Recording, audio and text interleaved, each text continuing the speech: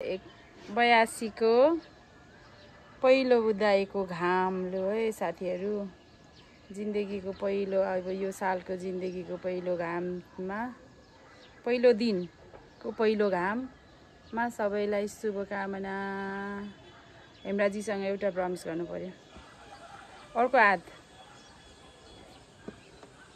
नयाँ जिन्दगी, आजको दिनदेखि नयाँ जिन्दगीको उदय। Past is past and good and bad, बुझ्नुभयो नि? आजदेखिको हाम्रो हरेक सम्बन्धमा नयाँ जन्म भएको छ। आजदेखिको हाम्रो जिन्दगी पनि नयाँ सुरुवात भएको छ। हरेक दुःख सुखमा साथ दिनुहुन्छ, दिनुहुन्न? साथ दिने र साथ निभाउने बाचा सहित यहाँलाई जानकारी गराउँदै मेरो 2 शब्द यहीँ राख्न चाहन्छु। धन्यवाद। I love you. चाहिँ छतबाट स्टार्ट हुँदै अनि यस्तो आज बिहानको दृश्य चाहिँ यस्तो छ। यो चाहिँ हाम्रो घर पछाडिको। गुड मर्निङ, नमस्ते सबैजनालाई। आज वैशाख 1 गतेको happy new year. Happy new year मामु। Happy new year bro. अहिलेसम्मको नयाँ वर्ष चाहिँ यस्तो छ है। यो चाहिँ हाम्रो खाजा दिउँसोको, अनि बासी भात भुटेर अचार, यो कालो चिया, यो पनि खाजा खाने गरेको छौँ। बच्चाइ हामी चाहिँ आज कञ्चनचोकबाट छिरेर यो गाउँतिर गयौँ। अनि यो गाउँतिर चाहिँ पहिला हामी थुप्रै भयो नगएको, पहिला गएको थियौँ 1-2 चोटि। त्यतिखेर चाहिँ यो बाटोहरू पिचहरू बनेको थिएन, एकदम सानो साँगुरो टाइपको बाटो थियो। अहिले त यो बाटोहरू यस्तो राम्रो बनेछ, यस्तो बाटोहरू यस्तो राम्रो बनेछ। त्यसपछि हामी डुल्दै गयौँ अनि यस्तो बुढाबुढी गफ गर्दै गयौँ। यो बाटो चाहिँ राम्रो बनेछ। यतातिर चाहिँ ड्राइभिङहरू सिक्नुको लागि चाहिँ एकदम सुनसान, डिस्टर्ब नहुने भनेर। स्कुल पनि यस्तो राम्रो फुलेको छ है। नेपालतिर पनि फुल फुल्ने सिजन आयो। यी फुलहरू पनि छ बाटो। अनि यसरी यो गाउँहरू पनि हेर्दै गफ गर्दै गयौँ।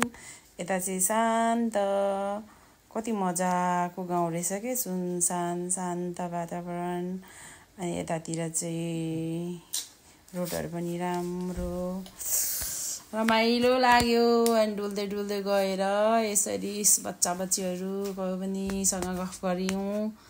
अनि यस्तो घरहरू पनि देखायौँ, रमाइलो भयो। त्यसपछि आँकको बोट पनि देखायौँ। हाम्रो नेपालमा पनि आँक फल्छ, यो चाहिँ पिनासको दबाई हुन्छ अरे भनेको सुनेको है मैले। अनि राम्रो हुन्छ भन्छ। हामी चाहिँ बिहा अघि उज्यालो हुँदै हिँडेको, घाम डुब्ने बेलासम्म पनि डुलिरहेको छौँ। अनि त्यसपछि डुल्दै गयौँ। यो आज चाहिँ हाम्रो वैशाख 1 गते को दिनै हामी चाहिँ न्यु इयर चाहिँ हाम्रो यसरी नै भयो। यस गाउँ डुल्ने, हेर्नु केराको बोर्डहरू। अनि त्यसरी डुल्दै घुम्दै जाँदाखेरि चाहिँ मेरो स्वर सानो सुनिन्छ होला। यही परालको माझ, केराको बोट। अब म त यो पो भन्नु पर्यो, यहीँ देखिन्छ के त्यही देखेकोहरू कुराहरू भन्नु पर्यो। यस गाउँ त यही हो, यस्तै छ। मेरो घरदेखिको र हाम्रो गाविसदेखिको बिचको गाउँ हो यो चाहिँ। कृष्ण मन्दिर, हामी आज कृष्ण मन्दिरमा पनि पुग्यौँ। त्यसपछि पानट्याङ्की, त्यसपछि पानट्याङ्कीदेखि यता बाँसघारी। यति राम्रो दृश्य, यति राम्रो रहेछ यो ठाउँहरू पनि। हामी त नगएको त कति भएको रहेछ। अनि पुरा मेरो बुढालाई पनि मन पर्यो अरे यो गाउँहरू। अनि राम्रो रहेछ, यतै बस्नु मन लाग्यो भन्दै हुनुहुन्थ्यो होइन तपाईँ? यतिखेर हामीले पहिला यतातिर हिँड्दा त कस्तो कच्ची रोड भएर कस्तो थियो है। अहिले त हेर्नु त लोभै लाग्दो। यतातिर 1-2 बिघा खेती हुनु, बाबुबाजेले जोडेको। हामी त यहाँ अरबौँपति हुन्थ्यो होला भन्दै गफ गर्दै हिँड्यौँ। अब इटहरी उपमहानगरपालिकामा 1-2 बिघा खेती हुने मान्छे अरबपति त भइहाल्यो त्यसै पनि। हामी त कता हो कता सपनाको संसार भन्दै गफ गर्दै हिँड्यौँ। यस्तो छ ल है अब यतातिर कोले चिन्नुहुन्छ चिन्नुहोस् तपाईँहरूको घरहरू पनि पर्नु सक्छ नि त यतातिर तपाईँहरूको घर घडेरीहरू पनि पर्नु सक्छ लु मजाले हेर्नुहोस् हाम्रो चाहिँ मलाई चाहिँ यो बाँसघारी साह्रै मन पर्यो फेरि अनि फन घुमेर फोटो खिचेँ यसरी भिडियो बनाएँ अनि गफ गरेँ यति राम्रो हेर्नु त लु यो त कहाँ जस्तो देखिँदैन त यो इटरी हो भनेर कसले भन्छ हेर्नु त लु राम यति राम्रो ठाउँ हाम्रो इटरी राम्रो छ है साथीहरू आउनुहोस् डुल्नुहोस् घुम्नुहोस् अनि इटहरी बजारमै घर घडेरीहरू किन्नु नसके पनि यस्तै भित्रभित्र पनि राम्रो छ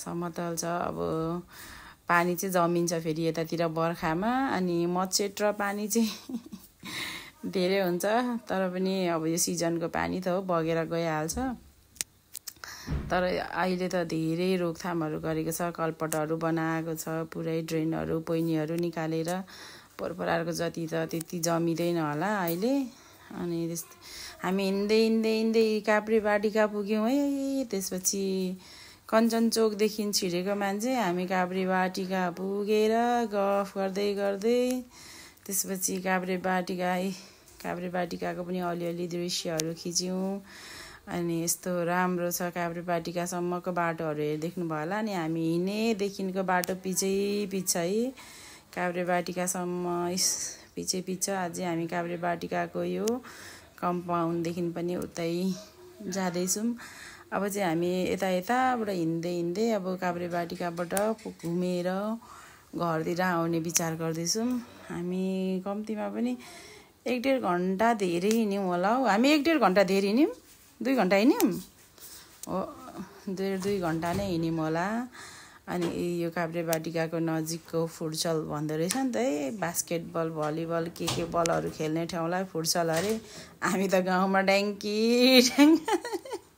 बाटोमा जङ्गलको त्यो चौरीमा खेल्थ्यो हाम्रोतिरको त साथीहरू यहाँ त यसरी पैसा तिरेर खेल्ने ठाउँ बनाउँदो रहेछ ब्याडमिन्टन खेल्ने अरे गोल खेल्ने अरे फुटसल अरे यसको नाम अनि यस्तोमा पैसा तिरेर खेल्नुपर्छ अरे भनेर भन्दै थियो केटाकेटीहरूले म त के होला फुटसल भनेको त यस्तो खेल्ने ठाउँलाई चाहिँ फुटसल भन्छ अरे अनि यो चाहिँ काभ्रेबाटिकामा रहेछ अनि आउँदा घर आउँदा राति भयो यसरी हामी देख्नुभयो कहाँ अब धेरै त सिनहरू खिचिन पनि बोर हुन्छ होला भनेर अँधेरै भइसकेको थियो बाटोमा अनि त्यसपछि राति भयो भनेर नानीले फोन पनि गरेको थियो कहाँ जानुभयो किन यति ढिलो भन्दै आयौँ भनेर घर पनि आइपुग्यौँ घर आएर त्यसपछि नानीहरूलाई खानेकुरा नि लिएर आयौँ अनि अब चाहिँ नानीहरूले के भन्छ भनेर फोन गरिरहेको थियो बिचराहरू अनि कसले हामीलाई खोजेको भनेको मेरो सानो छोरी